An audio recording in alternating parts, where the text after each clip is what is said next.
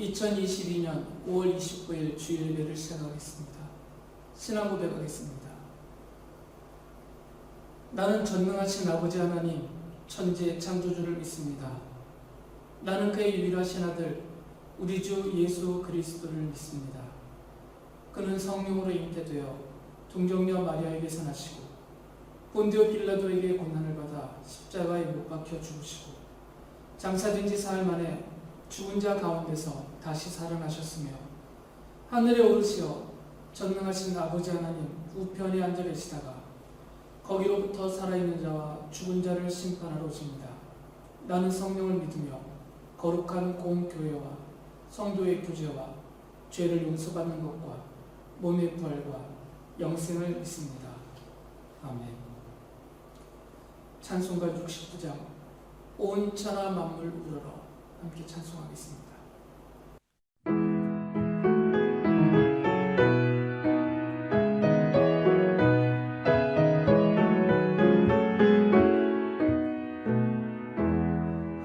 온 천하 만물 우러러 다 주를 찬양하여라. 할렐루야 할렐루야. 조금 빛나는 밝은 해, 전 빛나는 밝은 달, 하나님을 찬양하라. 할렐루야 할렐루야 할렐루야. 힘차게 부는 바람아, 떠가는 묘한 구름아, 할렐루야 할렐루야. 젖없는 장한 아침에 젖이는 고운 저녁물, 하나님을 찬양하라. 할렐루야 할렐루야 할렐루야. 저 흘러가는 맑은 물, 다 주를 노래하여라. 할렐루야 할렐루야. 저저와 많은 밝은 불, 그 빛과 열을 내어서 하나님을 찬양하라. 할렐루야 할렐루야 할렐루야.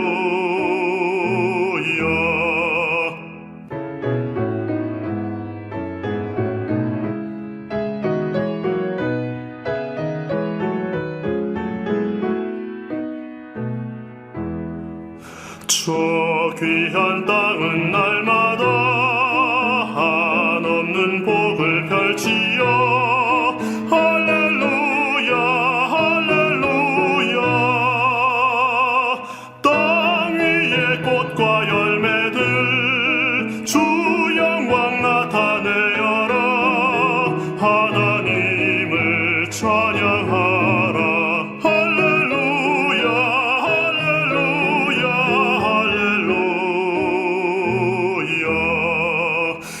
너 선한 마음 가진 자, 늘 용서하며 살아라. 할렐루야 할렐루야. 큰 고통 슬픔 지닌 자, 내 근심 주께 맡겨라. 하나님을 찬양하라. 할렐루야 할렐루야 할렐루야. 주 은혜 받은 만민아, 다 꿇어 경배하여라. 할렐루야 할렐루야.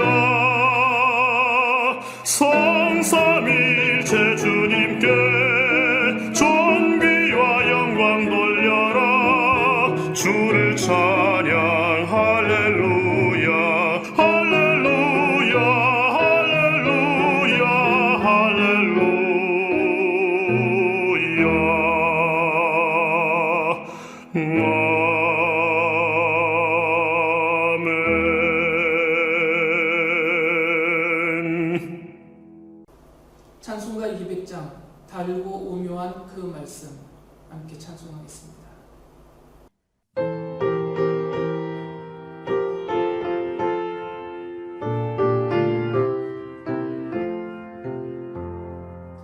달고 오묘한 그 말씀, 생명의 말씀은 귀한 그 말씀, 진실로 생명의 말씀이 나의 길과 믿음 밝히 보여주니 아름답고 귀한 말씀 생명샘이로다. 아름답고 귀한 말씀 생명샘이로다. 귀한 주님의 말씀은 내 노래 되도다. 모든 사람을 살리는 생명의 말씀은 값도 없이 받아 생명길을 가니 아름답고 귀한 말씀 생명샘이로다. 아름답고 귀한 말씀 생명샘이로다.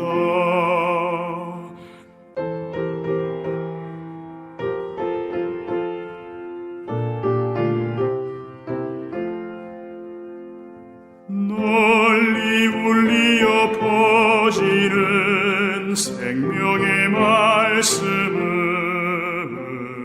마음의 용서와 평안을 골고루 주나니 다만 예수 말씀 듣고 복을 받네.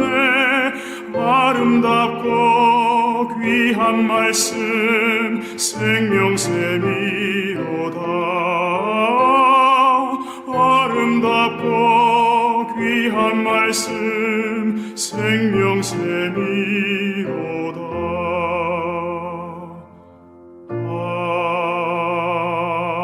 아멘.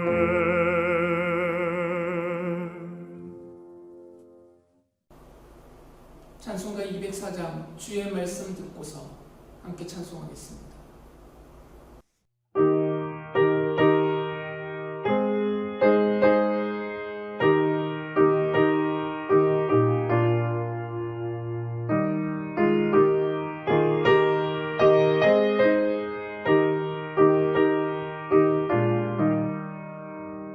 주의 말씀 듣고서 준행하는 자는 반석 위에 터 닦고 집을 지음 같아.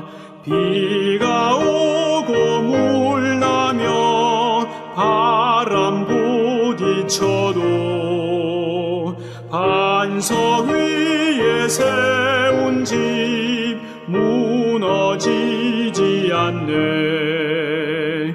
잘 짓고 잘 짓세 우리 집 잘 짓세. 만세 반석 위에다 우리 집 잘 짓세. 주의 말씀 듣고도 행치 않는 자는 모래 위에 터 닦고 집을 지음 같아. 비가 오고 물 나며 바람 부딪힐 때 모래 위에 세운 집 크게 무너지네.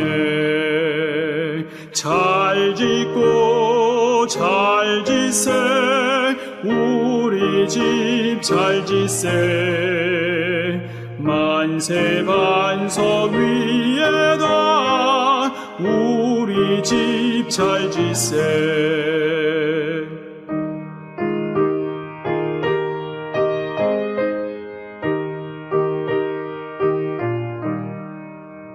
세상 모든 사람들 집을 짓는 자니 반석 위가 아니면 모래 위에 짓네. 우리 구주 오셔서 지은 상을 줄 때 세운 공로 따라서 영영상벌 주리. 잘 짓고 잘 지세 우리 집 잘 지세. 만세 반석 위에다 우리 집 잘 지세.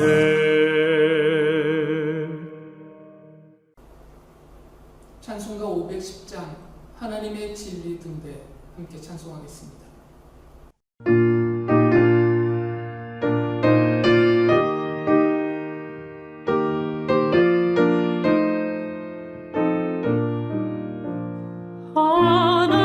하나님의 진리 등대 길이 길이 빛나니 우리들도 등대 되어 주의 사랑 비추세. 우리 작은 불을 켜서 험한 바다 비추세. 물에 빠져 헤매느니 건져내어 살리세. 죄의 밤은 깊어가고 성난 물결 설렌다. 어디 불빛 없는 가고 찾는 날이 많구나. 우리 작은 불을 켜서 험한 바다 비추세. 물에 빠져 헤매느니 건져내어 살리세.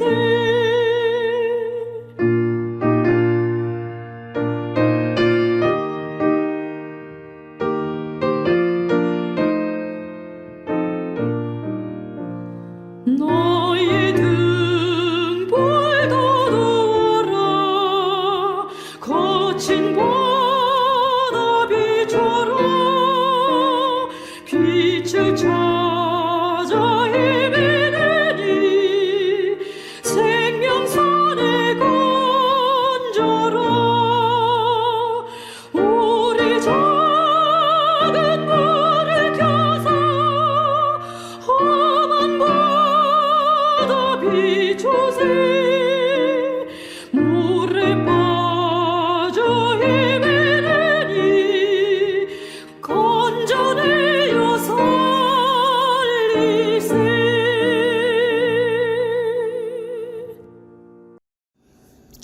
일상이 회복되어 각자의 자리로 돌아가게 해주시어 감사드립니다. 또한 그 자리에서 열심히 부지런히 살아가게 해주시어 감사드립니다. 그 열심과 부지런함으로 크고 작은 기쁨도 주심에 감사드립니다. 비록 영상 앞에 드리는 예배지만 지금 이 시간 드리는 예배가 큰 기쁨이 되게 하시고 감사가 되게 하시며 위로로 가득 차게 하옵소서. 주님, 저희들은 영원하고 고귀한 참 가치가 있는 기쁨을 제대로 누리지 못하고 삽니다. 금방 사라질 기쁨에 집중하고 세상적인 잣대에서 기뻐합니다. 하나님께서 채워주신 기쁨을 알아보지 못하고 근심하고 낙담합니다. 또한 복음의 기쁜 소식을 기쁘게 전하지 못합니다. 그 기쁜 소식을 받고도 기뻐하지 않습니다. 주님, 세상이 주는 헛된 기쁨만 바라보지 않게 하옵소서. 환난 중에도 위로와 기쁨을 주시는 주님께로 피하며 제자된 사명 외면하지 않게 하옵소서. 주님의 약속 믿고 기쁜 마음으로 지혜롭게 전하게 하옵소서. 교회 문이 빨리 열리어 함께 찬양하고 기도하며 예배드렸던 현장이 잊혀지지 않게 하옵소서. 흙으로 지음 받은 몸도 해가 지남에 연약해질 수밖에 없습니다. 살아가는 동안에는 아픔도 줄여주시고 회복도 잘 되어 건강한 하나님의 백성으로 살게 하옵소서. 한 사람 한 사람에게 주신 달란트대로 직장에서나 학교에서나 가정에서나 어디서든지 기쁘게 사용하게 하옵소서. 교회를 지키고 계시는 김찬희 목사님께 가득 채워주시는 주님의 위로와 문이 열리지 않아도 기쁨 가운데 견디시게 하옵소서. 매일 주시는 말씀이 위로가 되고 힘이 됩니다. 주님께 머무는 시간이 복됩니다. 문등교회 성도들이 말씀으로 위로받고 기쁨을 얻는 한 주 되게 하옵소서. 모든 것 창조의 주인 되신 예수 그리스도의 이름으로 기도드립니다. 아멘.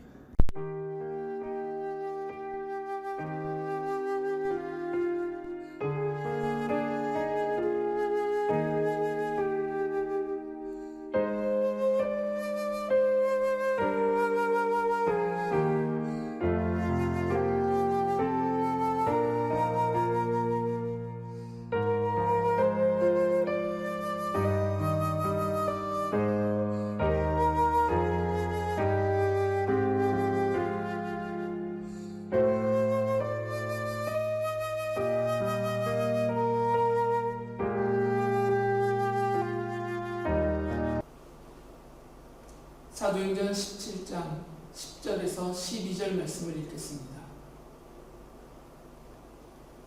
신도들은 곧바로 그날 밤으로 바울과 실라를 베레아로 보냈다. 두 사람은 거기 이르러서 유대 사람의 회당으로 들어갔다. 베레아의 유대 사람들은 데살로니가의 유대 사람들보다 더 고상한 사람들이어서 아주 기꺼이 말씀을 받아들이고 그것이 사실인지 알아보려고 날마다 성경을 상고하였다. 따라서 그들 가운데서 믿게 된 사람이 많이 생겼다. 또 지체가 높은 그리스 여자들과 남자들 가운데서도 믿게 된 사람이 적지 않았다. 기독교를 비롯한 모든 종교는 그 가르침과 교리를 기록한 경전을 가지고 있습니다.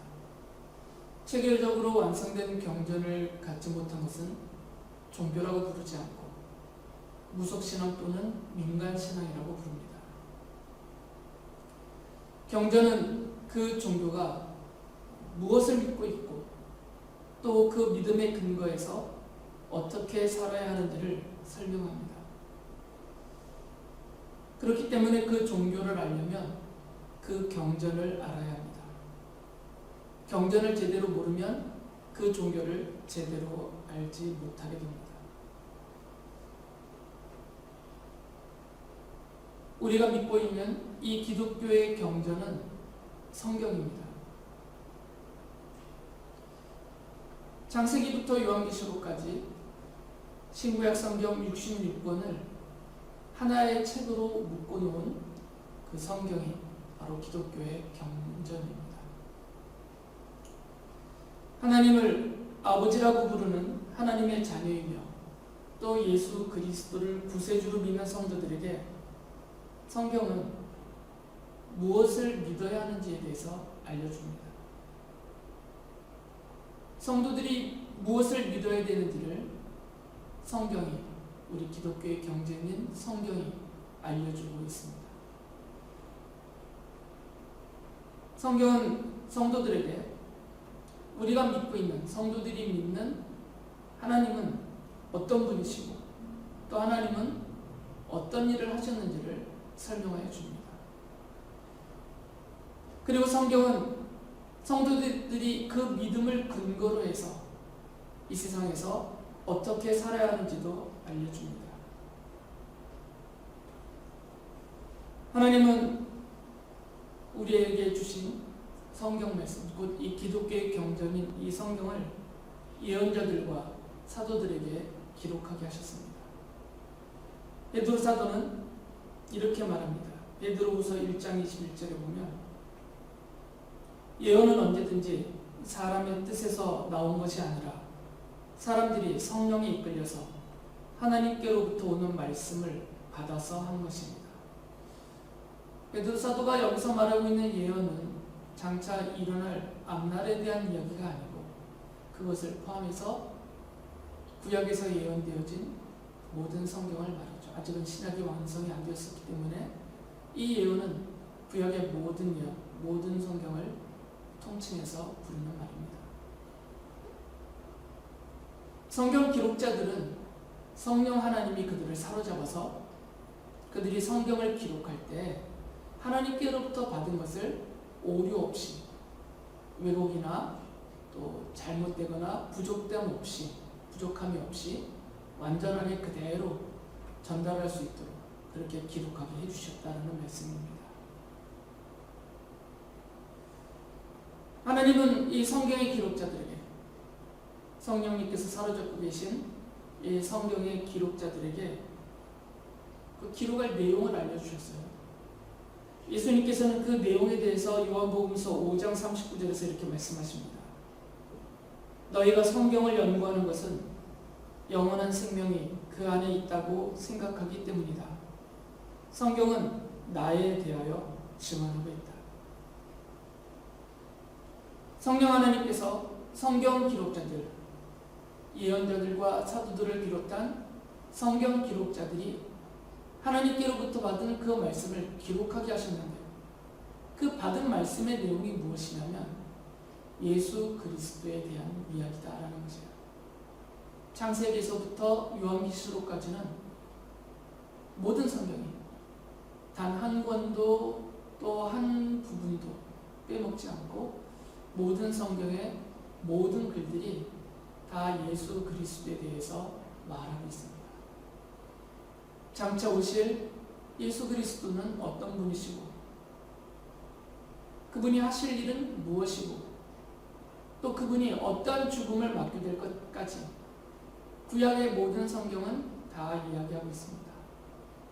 그리고 신약 성경을 기록한 기록자들은 구약의 예언대로 오신 그 예수 그리스도께서 무슨 말씀을 하셨고 어떤 일을 하셨고 그분이 하신 약속은 무엇이고 그분이 이 땅에서 어떻게 사셨고 어떤 죽임을 당하시고 또 부활과 승천 이후에 장차 어떻게 하겠다 하셨는지 그 모든 하신 일과 약속과 말씀들을 다 기록해 놓았습니다. 정리를 하면 네 가지를 말씀을 드릴 수 있습니다.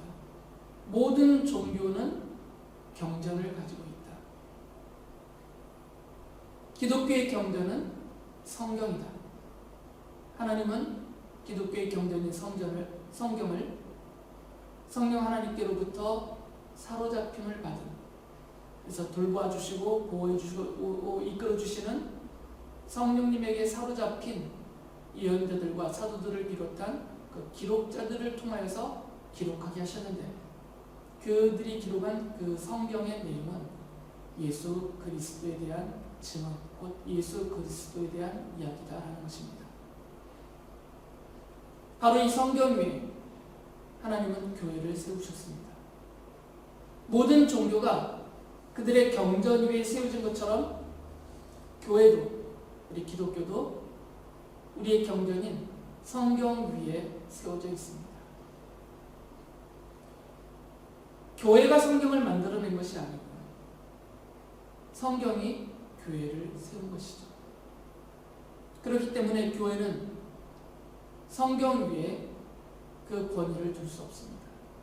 오히려 교회는 성경 아래에 있습니다. 기독교의 최고의 권위는 성경입니다. 성경이 말하는 대로, 성경이 가르쳐주는 대로 우리는 그렇게 믿고 그렇게 살아가기 때문입니다. 사도행전은 사도들을 비롯한 복음의 증인들이 힘써서 복음을 전하면서 또한 자신들이 전한 그 복음을 듣는 사람들에게, 믿고 따르는 사람들에게 하나님의 말씀과 성경을 가르쳤다라고 말합니다. 사도행전을 보면 사도들은 날마다 쉬지 않고 복음을 전파하면서 또 그 복음을 포함하고 있는 하나님의 말씀인 성경을 사람들에게 가르쳤습니다. 날마다 가르쳤다라고 말해요. 바나바와 바울은 선교 여행을 떠나지 않았을 때는 늘 안디옥 교회에 머물면서 그곳에 있는 사람들에게 하나님의 말씀을 가르쳤습니다. 사도 바울은 복음을 전하면서 특히 오늘 읽어드린 사도행전 17장에 보면 베레아에 있는 유대인의 회당에 가서 성경을 가지고 그곳에 모여있는 유대인들과 토론을 하면서 하나님의 말씀을 가르쳤습니다. 그리고 그는 고린도에서도 1년 6개월 동안 머물면서 그곳에 있는 그리고 교회로 모이는 사람들에게 하나님의 말씀을 줄곧 가르쳤습니다. 사도행전의 기록자인 누가는 사도행전을 끝내는 그 마지막 부분에서조차도 사도 바울이 하나님의 말씀을 전하고 가르치는 그 모습으로 마지막 끝맺음을 합니다. 사도행전 28장 31절 마지막에 이렇게 말하죠. 그는 아무런 방해도 받지 않고 아주 담대하게 하나님 나라를 전하고 주 예수 그리스도에 관한 일들을 가르쳤다. 이처럼 복음의 증인들은 예수 그리스도의 십자가 복음을 전하고 또 그 복음을 듣고 믿고 따르는 그리고 궁금하게 생각하는 사람들을 향하여서 하나님의 말씀인 성경을 가르치고 전하였습니다. 그리고 그 일에 전력을 다하고 전념을 다하였어요. 성도들은 이 복음의 증인들이 전하고 가르치는 복음과 하나님의 말씀, 곧 성경을 힘써 듣고 배웠습니다. 예루살렘 교회 성도들은 사도들의 가르침에 몰두하였다라고 사도행전은 기록합니다. 집중해서 그것을 더 알고 싶어해서 그것을 배우려고 몰두했다라는 것이죠. 그리고 그리스 지역에 있는 이 베레아라는 도시에 살고 있는 그 유대 사람들은 바울이 전하고 있는 복음과 또 바울이 가르치고 있는 이 하나님의 말씀을 더 알아보려고 바울과 만나서 대화했을 뿐만 아니라 스스로도 달마다 그들은 개인적으로 또는 함께 모여서 성경을 읽으면서 연구하였어요. 바울이 가르치고 있는 그 성경이 그가 전하고 있는 하나님의 말씀이 과연 그러한가? 또 그가 말하고자 하는 것은 무엇인가를 성경을 읽고 연구하면서 힘써 찾아보았다는 것이죠. 사도행전 17장 11절이 그것을 이렇게 기록해 놓았습니다. 베레아의 유대 사람들은 데살로니가의 유대 사람들보다 더 고상한 사람들이어서 아주 기꺼이 말씀을 받아들이고 그것이 사실인지 알아보려고 날마다 성경을 상고하였다. 12절에서는 그 결과에 대해서 말을 하고 있는데 이들이 이렇게 성경을 날마다 읽고 연구하고 또 확인하고 이렇게 상고를 하다 보니까 그들 가운데서 믿게 된 사람들이 많았고 또 지도층들까지도 믿게 되었다라고 말을 합니다. 베드로 사도는 성경을 이렇게 비유하면서 이렇게 말했어요. 성경이란 무엇인가? 우리가 성경을 어떻게 대해야 되는가를 비유적으로 이렇게 말을 하죠. 베드로후서 1장 19절을 보면 또 우리에게는 더욱 확실한 예언의 말씀이 있습니다. 여러분의 마음속에서 날이 새고 샛별이 떠오를 때까지 여러분은 어둠 속에서 비치는 등불을 대하듯이 이 예언의 말씀에 주의를 기울이는 것이 좋습니다. 성경을 대하는 성도들의 태도가, 자세가 어떠해야 되는지를 알려주셨습니다. 등불을 대하듯이 성경을 그렇게 대하라는 거죠.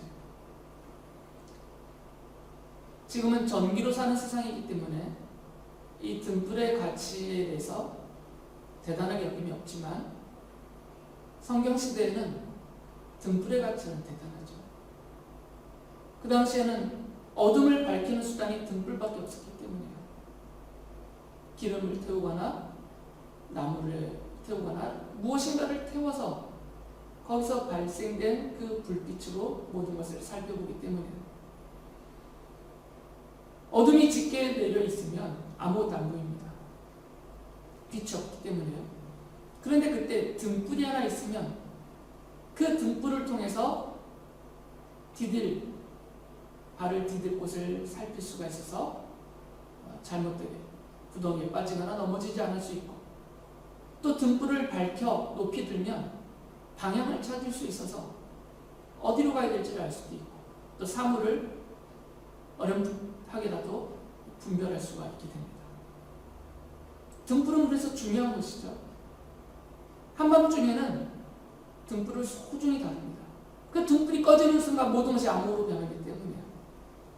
베드로 사도는 성경을 한밤중에, 그 짙은 어둠 속에 있는 그 한밤중에 길과 사물과 앞길을 밝혀주고 있는 등불을 다루듯이 대하라 그 말이에요. 얼마나 소중히 다루겠습니까? 바람에 꺼질라, 혹시나 옆으로 기울어져서 불타진 않을까, 또는 가다 넘어지면서 등불을 떨어뜨려서 꺼져버리진 않을까, 아주 조심조심 다루면서 그 등불에서 나오는 밝게 비춰주는 빛을 통하여서 모든 것을 분별하겠고 그렇게 나갑니다. 그렇게 여기라는 거죠. 성경은 그것과 같다는 것입니다. 하나님의 말씀은 죄와 그 죄로 인해서 파생된 이 세상의 짙은 어둠 속에서 살고 있는 성도들에게는 마치 등불과 같다는 것입니다. 성경은 등불과 같아서 밝은 빛을 내주어서 죄가 무엇인지, 악이 무엇인지, 의와 선이 무엇인지를 밝혀 볼 수 있도록, 그것을 분별할 수 있도록 우리에게 보여줍니다. 성경은 우리 인간이 이 땅에서, 특히 성도로서 사는 인간, 성도로서 이 세상에 사는 우리들이 어떻게 생각하고 어떤 것을 추구하고 어떤 것을 이루면서 살아야 될지를 우리에게 보여주고 알려줘요. 등불의 역할을 하는 것입니다. 그러니까 이 등불을 소중하게 다루면서 그 등불을 가까이에서 보고 깨닫고 알아나가려는 이런 자세로 성경을 대하면 그 성경을 통해서, 성경이 밝히 비춰줌을 통해서 우리도 갈 길을 알고 생각할 것과 행해야 될 것, 이런 것들을 분별하여 옳게 살아갈 수가 있게 된다는 것입니다. 그래서 사도 베드로가 성경을 짙은 어둠 속에서 모든 것을 밝게 보여주고 있는 등불을 대하듯이 성경을 그렇게 내 인생의 등불로 여기고 성경을 대하라라고 말하고 있는 거죠. 바울 사도는 디모데전서 4장에 보면 디모데 목사님에게 편지를 써서 보내면서 성경이 주는 유익을 알려줘요. 성경은 이러이러한 유익이 있다. 그러면서 권면을 합니다. 성경을 읽는 일, 그리고 성경으로 권면하는 일, 그리고 그 성경을 가르치는 일을 전념하라. 목사로서, 목회자로서 교회로 모이는 성도들을 향하여서 성경을 가르치는 일을 전념하여 하고, 또 성경으로 권면하는 일을 전념하여서 하고, 또 개인적으로도 스스로를 위하여서도 이 성경을 전념하여 읽어라 라고 말을 합니다. 그러면서 바울 사도가 그러할 때 성경이 주는 유익한 것들이 있다라고 말씀하시면서 디모데후서 3장 15절에서 이렇게 말을 해요. 그대는 어려서부터 성경을 알고 있습니다. 성경은 그리스도 예수를 믿는 믿음으로 말미암아 그대에게 구원에 이르는 지혜를 줄 수 있습니다. 성경은 그것을 읽는 사람에게 구원을 얻을 수 있는, 구원에 이르는 지혜를 준다라고 말씀하고 있어요. 다시 말하면 성경을 읽으면, 그리고 성경을 들으면, 그리고 그것을 믿으면 구원에 이를 수 있다는 거죠. 성경은 그런 유익을 준다는 것입니다. 구원에 이르는 지혜를 준다. 성경은 그렇게 말합니다. 그리고 디모데후서 3장 17절에서도 이렇게 말합니다. 성경은 하나님의 사람을 유능하게 하고 그에게 온갖 선한 일을 할 수 있게 하는 것입니다. 성경의 유익에 대해서 이렇게 말씀해 주세요. 성경은 하나님의 사람을 유능하게 합니다. 여기서 말하는 유능은 하나님의 사람으로 하나님의 사람답게 능력 있게 살게 준다는 거죠. 세상적인 유능을 말하는 것은 아닙니다. 하나님의 사람으로서 하나님의 사람답게 능력 있게 살게 준다는 것입니다. 그리고 성도가 마땅히 행해야 될 온갖 선한 일을 할 수 있게 해준다라고 말해요. 성경이 그렇게 해준다는 거죠. 성경을 읽으면, 성경을 듣고 배워서 깨달으면 이 성경은 성도들로 하여금 하나님의 사람답게 살도록 유능하게 능력 있게 만들어주고, 또 하나님의 사람으로서 마땅히 알고 깨닫고 해야 될 온갖 선한 일을 힘써 행하며 살게 해준다는 거죠. 성경이 그렇게 해준다는 것입니다. 물론 우리 기독교의 종교적인 여러 행위들이 있습니다. 의식들이 있고, 그런 것들을 통해서도 우리는 하나님의 자녀로서 하나님답게 얼마든지 살아가는 유익을 얻을 수 있습니다. 그러나 상대적으로 성경이 주는 유익인 만큼은 안 됩니다. 성경은 하나님이 어떤 분인지를 알려주기 때문에, 하나님이 어떤 일을 왜 그렇게 하셨는지를 알려주기 때문에, 그리고 하나님께서 성도인 우리들에게 무엇을 원하시는지 그 하나님의 뜻을 알려주기 때문에 성경을 배우면, 성경을 읽으면, 성경을 깨달으면 성도가 하나님의 사람이 된다는 거죠. 그리고 하나님의 사람답게 살아갈 수 있게 된다는 것입니다. 마치 이것과 같죠. 영양분을 잘 공급받고 잘 흡수한 어린아이나 또는 식물들이 그 양만큼 건강하게 곧게 잘 자라는 것과 같다는 거죠.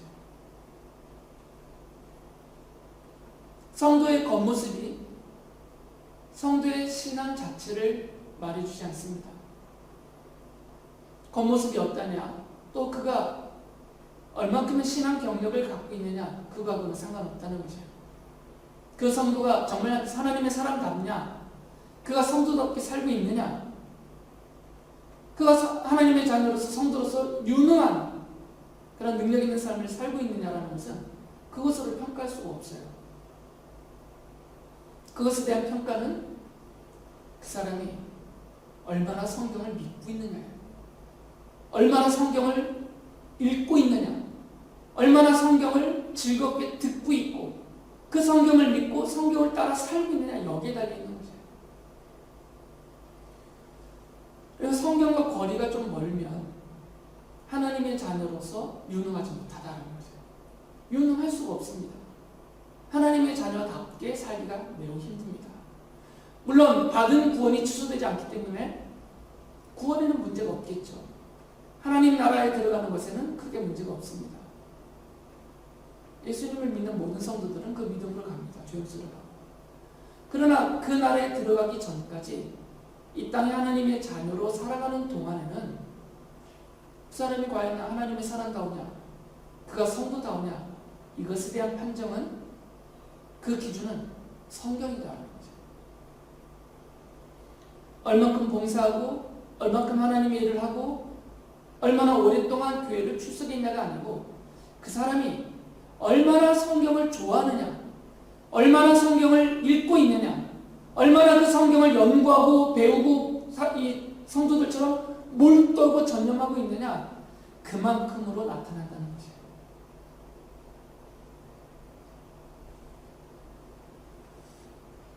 물론 우리들이 하는 핑계가 있습니다.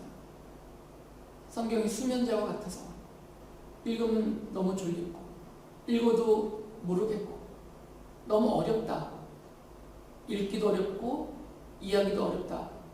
늘 우리는 그렇게 변명처럼 그렇게 핑계를 댑니다. 하지만 성경을 보면 성경은 그렇게 말하지 않습니다. 성경은 그렇게 어렵다라고 말하지 않아요. 왜 그러냐면 그 성경에 기록된 내용이 하찮다가 아니라 그 성경에 기록되어져 있는 내용이 너무나 소중하고 너무나 고귀하고 참된 진리와 생명의 도리이기 때문에 이것은 사람의 지혜로는 잘 깨달아지지 않기 때문이에요. 이 성경의 내용들은 성령님께서 깨닫게 해주십니다. 그것을 사모하여서 읽고 힘써 읽고 그것을 알아보려고 마음을 쏟는 그런 사람들에게 성령 하나님은 깨우쳐 알게 해주십니다. 예수님은 제자들이 성경을 깨닫게 하시려고 그들의 마음을 열어주셨어요. 누가복음 24장에 그 사실이 기록되어 있습니다. 그전에는 제자들이 성경을 자기네가 읽으면서도 깨닫지를 못해서 이게 무슨 말인가, 읽으면서도 충분하게 이해가 안 됐던 거죠. 그런데 그들을 만나신 예수님께서는 그들에게 그 성경의 내용을 설명해 주시는데 그들의 마음을 열어주셔서, 누가복음서에 보면 그들의 마음이 뜨거워졌다고까지도 말하는데 그들의 마음을 열어주셔서 예수께서 설명해 주시는 말씀을 깨달을 수 있게 해주셨어요. 그리고 예수님이 요한복음서 14장 26절에서 이렇게 약속하셨습니다. 그러나 보혜사 곧 아버지께서 내 이름으로 보내실 성령께서 너희에게 모든 것을 가르쳐 주실 것이며 또 내가 너희에게 말한 모든 것을 생각나게 하실 것이다. 성령 하나님이 가르쳐 주시고 생각나게 해주시고 깨달아 알게 해주신다라는 약속의 말씀이에요.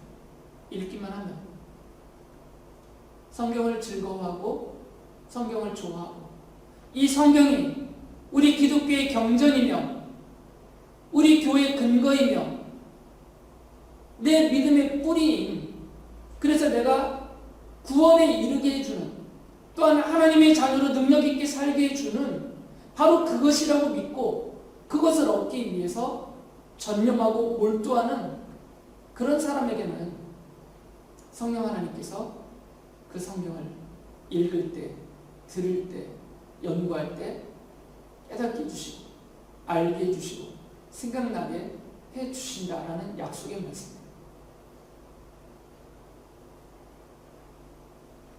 사도 바울은 에베소서 3장 4절에서 이렇게 말을 합니다. 여러분이 그것을 읽어보면 내가 그리스도의 비밀을 어떻게 이해하고 있는지를 알게 될 것입니다. 바울이 써서 보낸 편지들이 있습니다. 그리고 바울이 또한 가르쳐 준 내용들이 있습니다.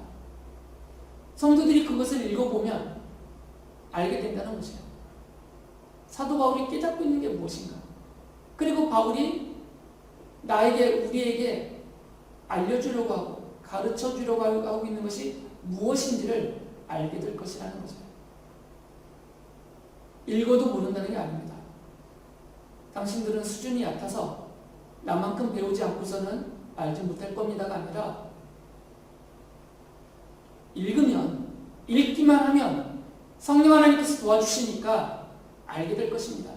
깨닫게 될 것입니다. 이해하게 될 것입니다. 라고 말을 해요.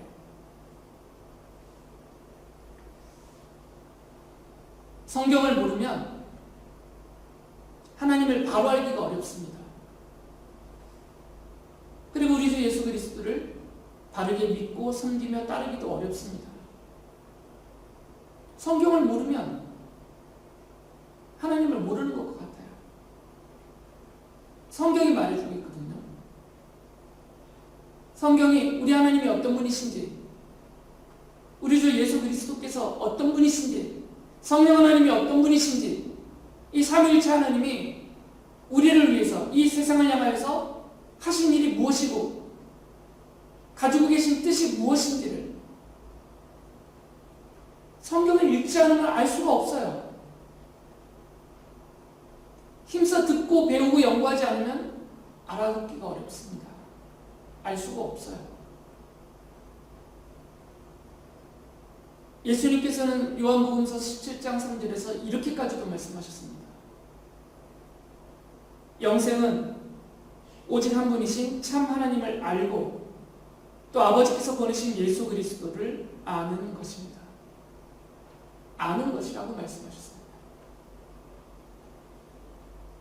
알아야 된다는 것이죠. 하나님을 알고 예수님을 알아야만 영생을 얻을 수 있다는 것입니다. 예수님의 십자가가 무슨 의미인지를 알아야 되지 않겠습니까?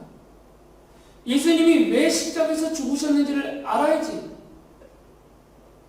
그분이 나를 대신해서 죽으셨다고 하시는 말씀이 도대체 무슨 뜻인지를 알아야만 그것을 믿고 그 믿음으로 우리의 죄를 용서받고 하나님의 자녀라는 고귀한 신분을 얻을 수 있기 때문에요. 십자가를 바라보면서도 알지 못하면 자신하고 아무 상관없는 것이 되어버리는 거죠.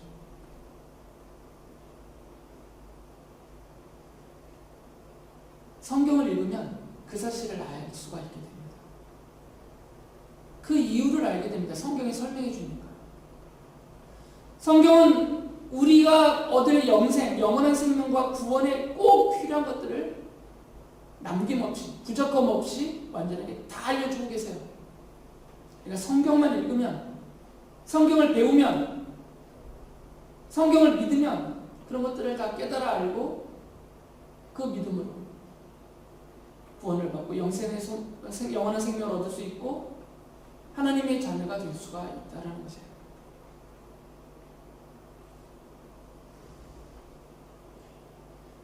스스로 성경을 읽어야 됩니다. 듣는 것만 갖고는 충분치가 않습니다. 물론 현대인의 삶이 너무 분주하기 때문에, 너무 바쁘기 때문에 해야 될 것도 많고 만나야 될 사람들도 많고 이러저러한 이유 때문에 성경을 차분히 안에서 읽을 수가 없다라고 말을 해요. 충분한 이유가 되는 것 같습니다. 그러나 사실 곰곰이 살펴보면 시간이 아예 없지는 않습니다. 왜 그러냐면 우리 인간은 소중하게 여기는 것에 시간을 쏟거든요. 중요하다고 여기는 것에 시간을 쏟습니다. 아무리 시간이 없다 해도 또 이렇게 저렇게 시간을 만들어서 그 소중하게 생각하는 것, 중요하게 생각하는 것, 꼭 필요하다 여기지는 것에 대해서는 아낌없이 그 시간을 쏟습니다. 그리고 관건은 가치관에 있는 것이에요. 성경을 얼마나 소중하게 여기느냐에 달려있는 것입니다. 이 성경이 내 인생의 다른 어떤 것보다도 더 중요하고 소중한 것이라고 여겨진다면 다른 것을 시간을 보내지 않고요. 그 시간들을 아껴서 성경에다 쏟겠죠. 이 성경이 내가 구원에 이를 수 있는 지혜를 주는 하나님의 말씀이다라고 여겨지면 여기다가 시간을 쏟지 않겠어요? 내가 성도답게 하나님의 자녀로서 능력 있게 살게 해주는 것이 성경이다라고 생각한다면 당연히 성경에 시간을 쏟겠죠. 이 성경이 나로 하여금 선악을 분별하게 하고 하나님의 자녀답게 온갖 선한 일을 행하며 살 수 있게 만들어주는 것이다 라고 여기진다면 당연히 성경에 시간을 쏟을 것입니다. 성경을 어떻게 여기냐의 차이예요.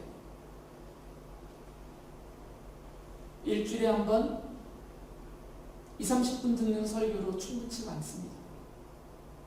그 짧은 설교를 통해서 또 그나마 그것도 충분하게 다 듣고 이야기도 어렵습니다.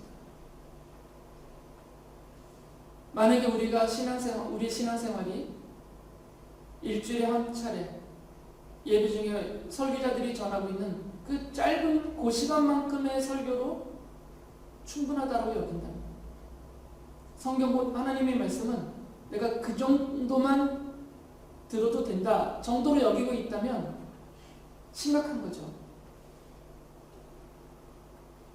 왜 그러냐면 전혀 충분하지 않기 때문에. 하나님의 자녀로 능력 있게 살기에는 충분치가 않습니다. 그만큼 갖고는. 하나님의 자녀로 하나님의 자녀답게 온갖 선한 일을 분별하며 행하기에는 충분하지가 않아요. 그 정도 들어가지고 하나님을 알기도 어렵고, 하나님의 뜻을 깨닫기도 어렵고, 하나님이 나에게 무엇을 원하시는지, 나의 어떤 것에 대해 기대하고 계시는지 전혀 알 수가 없습니다. 그렇기 때문에 스스로 성경을 읽어야 됩니다. 반드시 읽어야 됩니다. 성경을. 안 읽어도 되는, 그렇게 가치가 별것 없는 그런 것이 아니에요.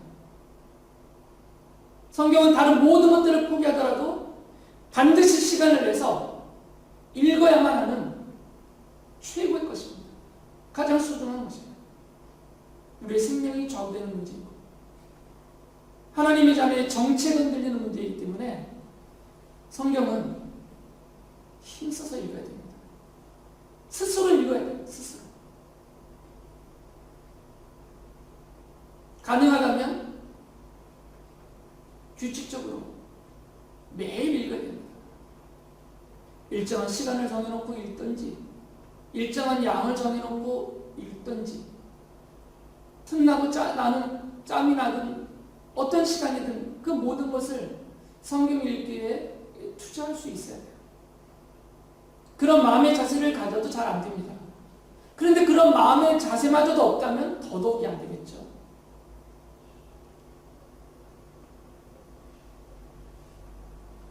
아무리 힘들고 시간이 부족하더라도 성도는 반드시 성경을 읽고 듣고 배워야 합니다. 그리고 이런 핑계는 안 됩니다. 성경 참 어렵다, 읽기 힘들다, 이해하기 어렵다. 그건 변명입니다. 주님이 약속하셨어요. 읽어라. 그러면 깨닫게 해주겠다, 이해할 수 있게 해주겠다, 알아듣게 해주겠다. 실제로 성령님은 이런 간절한 마음으로, 이런 사모하는 마음으로 성경을 읽는 성도들과 함께 하십니다. 그리고 깨닫게 해주십니다. 성경 박사들 만큼의 깨달음은 아니라 하더라도 그 성경이 무엇을 말하고 있는지를 충분히 깨닫게 도와주십니다.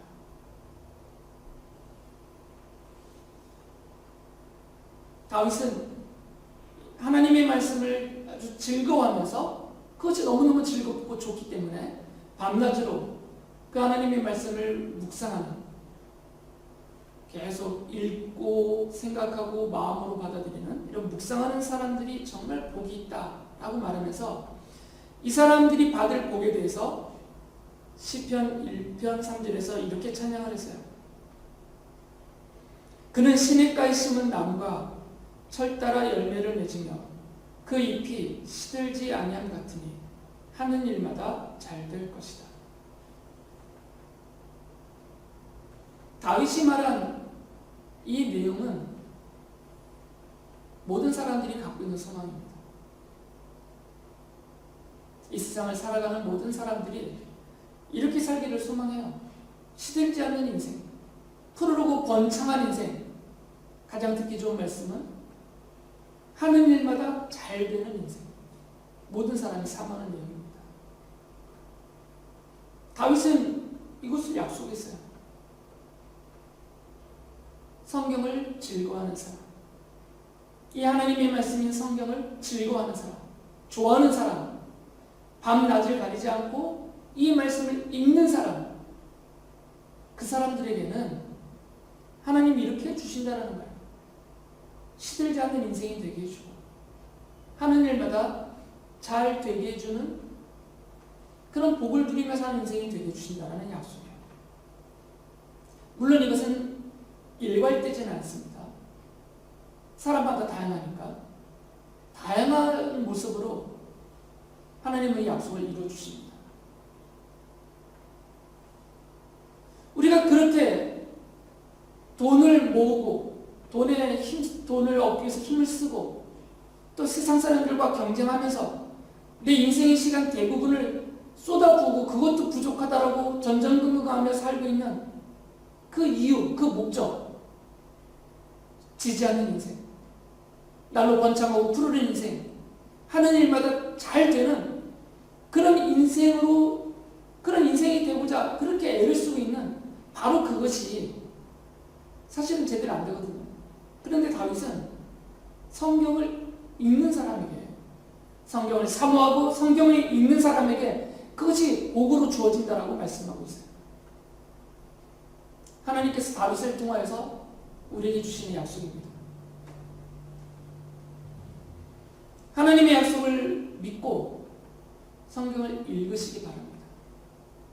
이 하나님의 약속을 믿고 성경을 연구하고 몰두하고 전념해서 성경을 붙들고 사는 그런 인생이 될 수 있기를 바랍니다. 성경은 하나님이 성도들에게 주신 은혜이며 복입니다. 무거운 짐이 아니에요. 성경은 무거운 짐이 아닙니다. 성경 읽기는 무겁고 고되고 힘든 일이 아니에요. 이것이 은혜이며 복이기 때문에 성경을 믿는 것은 하나님의 은혜를 누리는 것이고 하나님이 주신 복을 받는 것이에요. 성경은 성도가 하나님의 자녀로 사는 근거이며 능력이며 약속입니다. 하나님의 자녀로 살고 싶으시면 성경을 읽으셔야 됩니다. 하나님의 자녀로 능력 있게 살고 싶으시면 성경을 읽으셔야 돼요. 하나님이 약속하신 그 은혜와 복을 누리고 싶다면 성경을 읽으셔야 됩니다.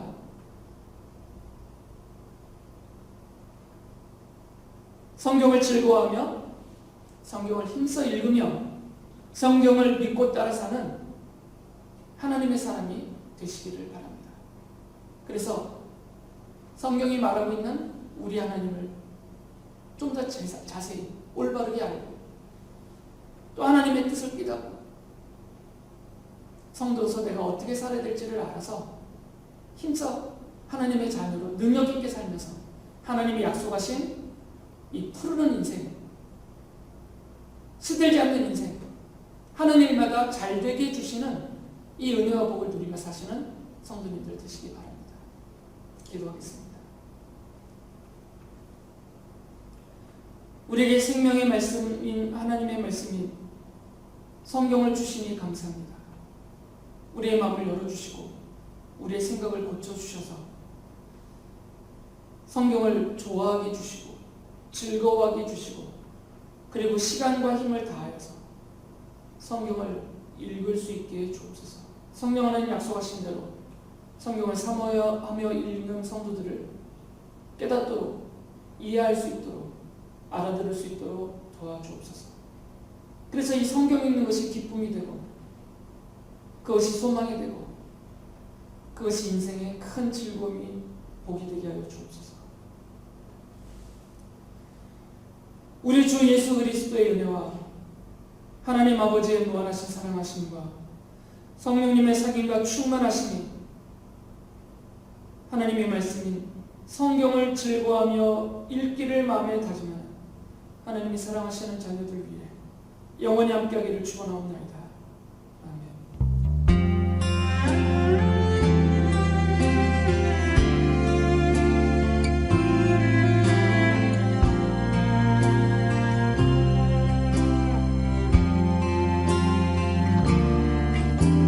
주 앞에 엎드려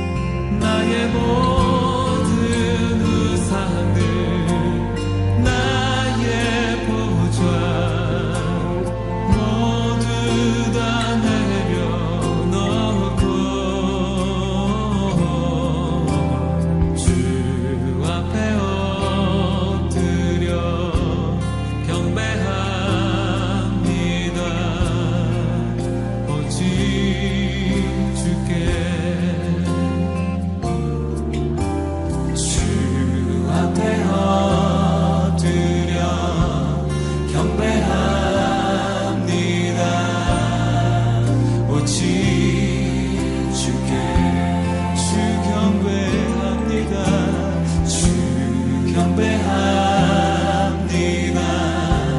다르신